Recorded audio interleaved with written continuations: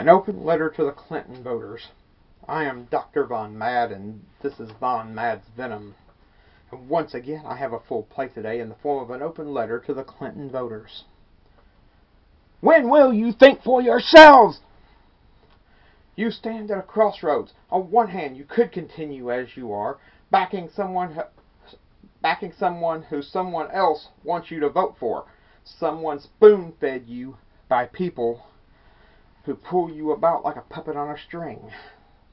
Hillary Clinton is the pablum, the mushed up peas and carrots, the green and orange mush fed to those unable to feed themselves.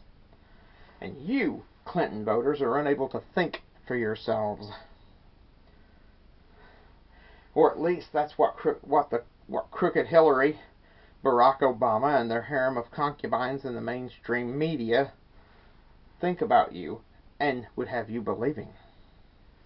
And it isn't like you have given those who lurk in the shadowy corners of the halls of power any reason to think differently. Your thought processes contradict each other. On one hand, you cheer for Katniss Everdeen in the Hunger Games, or the Alliance in the Star Wars series, or any other number of cinematic freedom fighters, but when you turn off the DVD player, throw away your popcorn and soda containers, and leave the theater, you are on your stomach, licking the boots of people not dissimilar to those that you cheered your heroes on against. If you chose Hillary because you truly agree with her ideas, then you are a traitor to freedom and an enemy of the Republic. If you chose Hillary for any other reason, you are a brain-dead, useful idiot of your media-armored masters, a lick-spittle sycophant, no better than the masses who cheered on the goose-stepping hordes at Munich in the 1930s rallies. You are not thinking for yourselves. Now, frankly, if I could get my family, friends, and myself free of the situation, I'd be more than happy, more than pleased, to let you have Hillary, and watch from a safe distance as your world collapses around you. Unfortunately, in the real world, I and my family and my friends have to deal with your stupid lack of free thought. Don't like what I'm saying? Prove me wrong. When the media, every hack celebrity in Hollywood, millionaires and professional politicians back Hillary, how can you, a farmer, a factory worker, a person looking for work, a cashier, waitress, delivery person, construction worker, and especially law enforcement, believe that she will have your back? Follow the money, so they say, and her money leads straight to foreign investors, George Soros, and the media, all people with a vested interest in keeping your head full of useless entertainment and your pockets empty.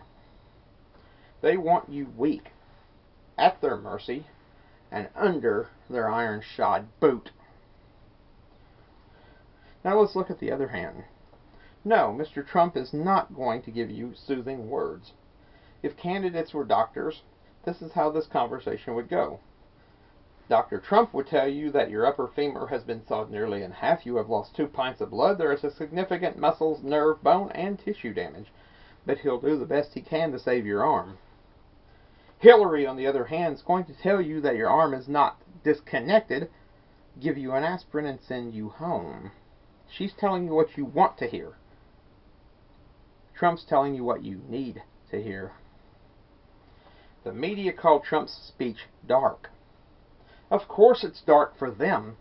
They are living the life of Riley in their media ivory towers, as while you struggle to make ends meet. And the same goes for the celebrity idiots who backed Clinton and the millionaires. None of these people ever did an honest day's work in their lives. Do you want a gruff but effective leader, or an idle flatterer who couldn't find the bathroom without help and let people die on foreign soil and can't even keep track of her own emails? To truly be someone's friend, sometimes you have to tell people what they need to hear and not what they want to hear. The media, and possibly you, are angry with Trump because he told you what you needed to hear. You expected mashed peas and sweet potatoes, and he brought you a surf and turf special. A little hard to chew, huh? Your brain is weak from lack of use.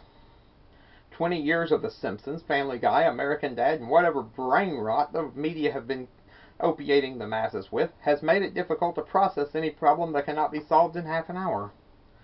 You, Clinton voters, have much the same situation as Rillian in the land of the Lady of the Green Kirtle.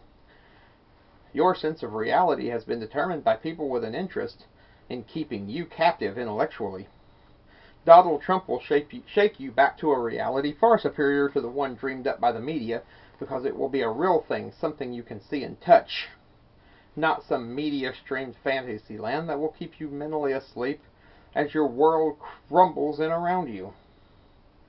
And all you have to do is vote for him. Hillary tells you that this is all there is. It never gets better. The world Trump envisions, safer, wealthier, happier, greater, even if it were a dream, is more than enough to lick Hillary's status quo hollow. 10 points if you get that one. I understand that the debate will be held opposite football. Trump says he is our voice, and the media wants him silenced. Is it him they want silenced, dear viewer, or you?